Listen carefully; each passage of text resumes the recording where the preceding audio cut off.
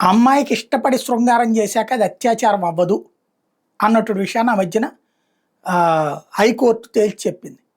అప్పుడు దాని మీద చాలామంది కూడా అభ్యంతరం వ్యక్తం చేశారు. అమ్మాయికి ఇష్టపడటం ఏంటి అన్నటువంటిది. మైనర్ గాళ్ళు ఇష్టపడినప్పుడు ఇష్టపడ్డా కూడా రేప్ కిందకు వస్తుంది.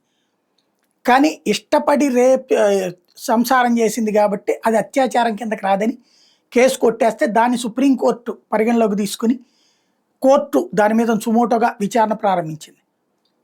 ఆ తర్వాతన ఇప్పుడు విశేషం ఏంటంటే మన కోర్టు సినిమా నిజమైంది.